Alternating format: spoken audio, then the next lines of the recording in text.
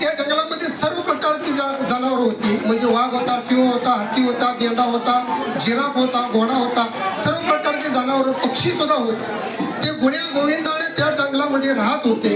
परंतु त्यांचा दिनक्रम चालू असताना अचानक एक वेळ अशी आली सर की अचानक वादळ आलं, वाटूळ उठली, भलं मोठं वारं सुटलं आणि त्या वाऱ्यामुळे एकमेकांच्या झाडांच्या घर्षणामुळे त्या जंगलामध्ये आग लागली.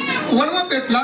वणवा पेटल्यानंतर प्रत्येक जण जो साहजिकपणे काम करतो की आपल्या जीवाची रक्षण करण्यासाठी तो पळू लागला.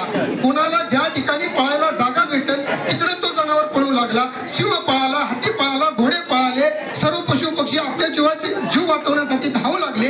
परंतु एक चिमणी कितीची असते, एवढीशी असते. ती चिमणी काय करू लागली, त्या जंगलामध्ये जिथे तळ आहे त्या तळामधून आपल्या चोचीत पाणी आणू लागली आणि ज्या ठिकाणी ते आग आहे, ज्या ठिकाणी तो वणवा पेटलेला आहे त्याच्यामध्ये टाकू लागली. ही सर्व्हिस त्यांनी चालू ठेवली. जायची पडत एक चोचीतनं एक थेंब पाण्याचा आणायचा, त्या ठिकाणी टाकायचा. हा क्रम त्याचा चालू झाला. काही वेळानंतर एक तिथं काळा मामा म्हणू लागला, अरे चिवताई, तुझं वय काय, तुझी साईज किती, तुझी चोची केवढी, त्यात येणारं पाणी किती, तुझ्या पाण्यामुळे हे ते काही विजणार नाही. भले भले मोठे हत्ती गेले, सिंह गेले, घोडे गेले, जिराफ गेले, तू कशाला नादाला लागलीये, तू पण आमच्या बरोबर पळून चल, आपण कुठेतरी जाऊया दुसरीकडे.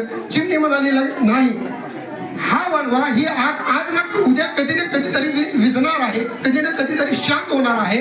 शांत झाल्यानंतर एक वेळ असं येणार आहे की परमेश्वराच्या समोर आपल्याला उभं राहायचं आहे आणि उभं राहिल्यानंतर ज्या वेळेला परमेश्वर आपल्याला विचारेल की ज्या वेळेला आग लागली होती त्यावेळेला प्रत्येक जण काय करत होता, त्यावेळेला कोणी म्हणेल मी पळत होतो, कोणी म्हणेल मी एखाद्याला आगीमध्ये ढकलत होतो, कोणी म्हणेल मी आग लावत होतो. पण माझं नाव कशामध्ये येणार नाही, ना आग लावण्यामध्ये येणार आहे, ना पळून जाणाऱ्यामध्ये येणार आहे. माझं नाव येणार आहे ते आग विझवणाऱ्याच्या यादीमध्ये येणार आहे.